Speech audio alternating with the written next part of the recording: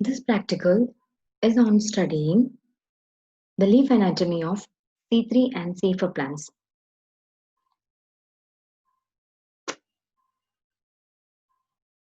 Let's see a cross section of a leaf.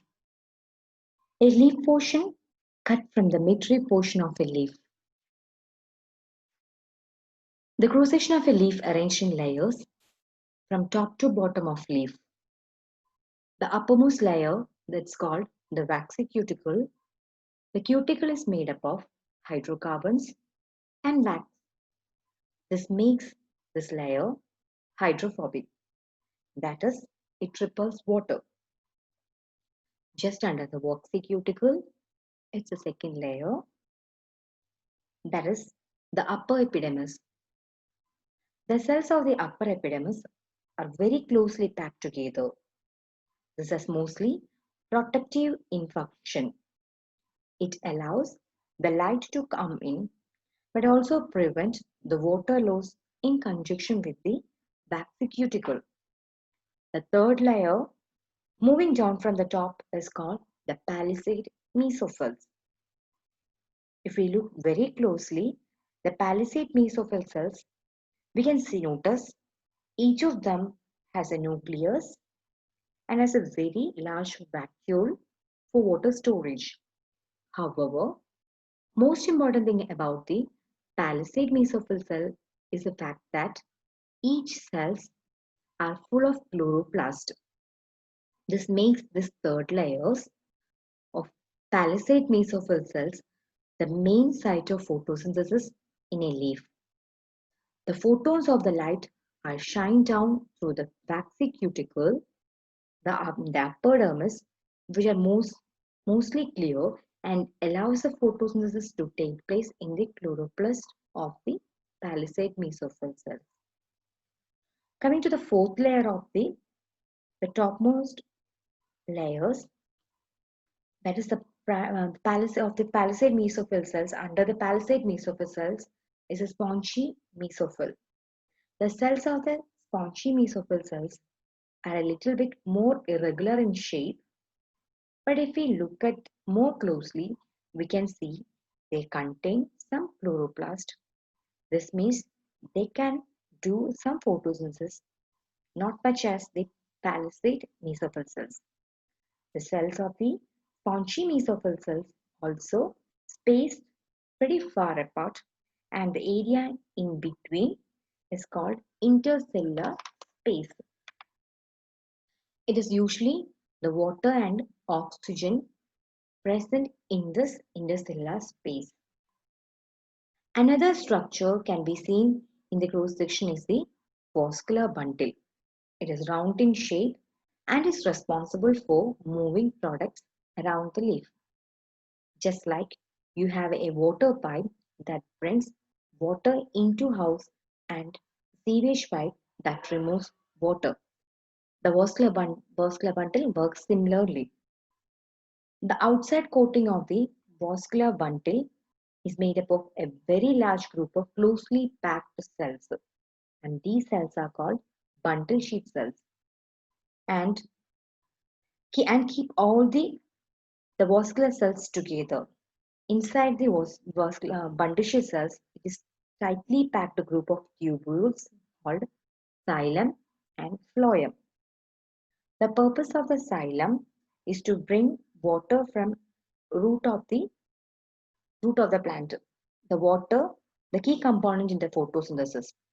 After photosynthesis, the phloem brings the glucose molecules all around the plant.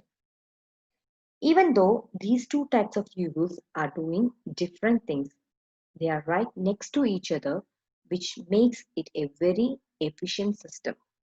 So there are three types of tissues, that is phloem, xylem, and bundle sheath cells.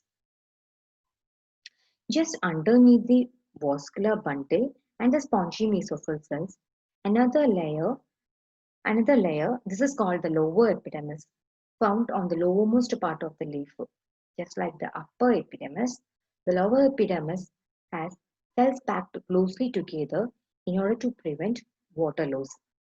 Finally, underneath the lower epidermis, we have one more waxy cuticle, just like the top portion of the leaf, to prevent the water loss. For the gas exchange, on the lower waxy cuticle and lower epidermis of the leaf, there is a small opening for the gas exchange. This structure is called stomata, and this opening allows the oxygen to flow in and the carbon dioxide to flow in and oxygen to flow out, and also water vapor to flow out. Two structures making up on the either side of the stomata are called guard cells. This is all about the cross section of a C3 leaf. Let's see the anatomical difference between a C3 plant and a C4 plant. The leaves of C4 plant have different anatomical features from those of the C3 plants. Usually, C4 leaves are characterized by Kranz anatomy, in which the vascular bundle is surrounded by organelle-rich bundle sheath cells, and this tissue layer is further surrounded by radially arranged mesophyll cells. In contrast to C3 leaves, the mesophyll cells are well developed related to the bundle sheath cells, which include only a few organelles. In C4 photosynthesis, atmospheric carbon dioxide is initially fixed in the mesophyll cells, then decarboxylation and refixation of the carbon dioxide occurs in the bundle sheath cells. For efficient operation of C4 photosynthesis, a short distance between mesophyll cells and bundle sheath cells is a prerequisite for rapid diffusion of photosynthetic metabolites.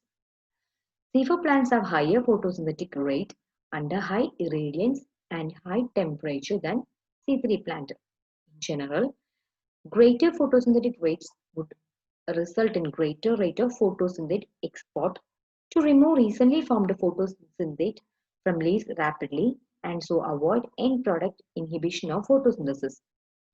C4 plants have been reported to show higher export rate of photosynthate than C3 plant. In support to the higher rate of translocation, some researchers pointed to the lesser vascular system and the denser vascular system and larger cross-sectional area of the phloem in C4 leaves. The vascular bundle is composed of two kinds of conducting tissues, the xylem and phloem. Thus, it appears that C4 leaves have a denser hydraulic network than C3 leaves. And some of the examples of the C3 plants are wheat, castor, mango, potato, tomato, brinjal, etc. And the C4 plant examples are sugarcane, bajra, maize, amaranthus, etc.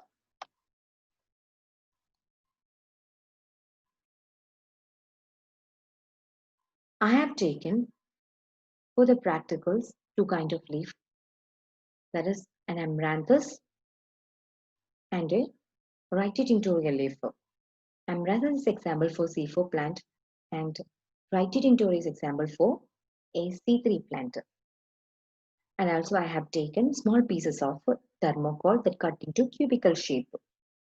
We can also take the cubes of potato, papaya, and also carrot in place of thermocol cubes.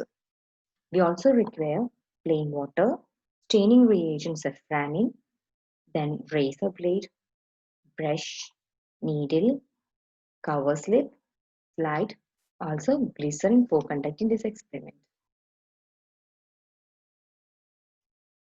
We can start our practicals by taking a leaf. In this case, it's an amaranthus leaf. Take a small portion of leaf in square shape along with the midrib. We use this piece of leaf for taking thin sections of the cross sections of the leaf. Take a cubical piece of thermocol, make a cut to the center of the piece using a razor blade. And after cutting the center of the pith, slightly separate the two halves of the pith. You can also see a small opening.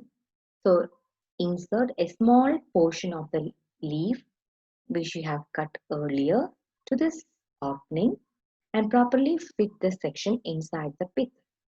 After fitting the leaf inside the pith, press the sides of the pith.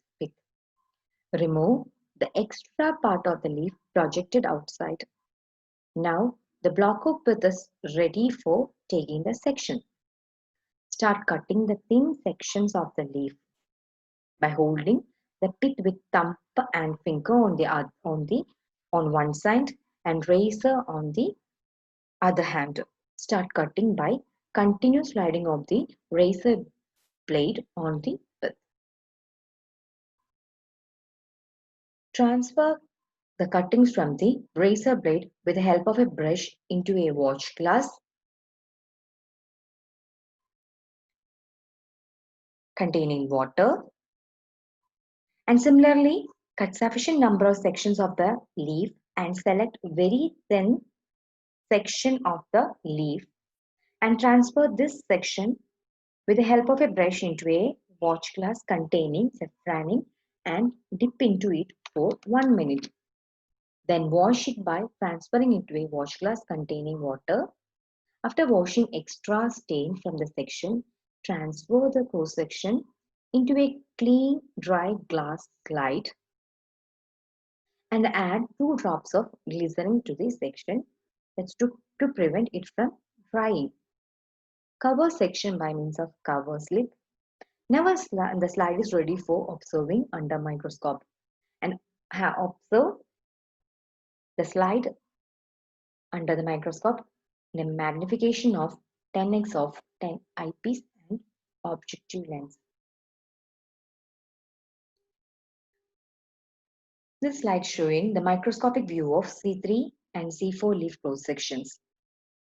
This is a cross section of a C3, a rice, and the maize is an example for a C4 plant. The leaves of the C4 plants displays Kranz anatomy, that is the mesophyll cells and the bundle cells form 2 concentric rings around a vascular bundle. The bundle cells are very close together in case of C4 plant. The leaves of the C3 plant have well separated bundle cells and do not have a Kranz anatomy. The C4 plant have a greater vein density than the C3 plants, and this facilitates the transport of sugars to enlarge bundle cells. This is an electron micrograph showing the leaf anatomy of a C4 plant, a triplex. Showing the Kranz anatomy. And this slide showing the difference between a C3 plant and a C4 plant.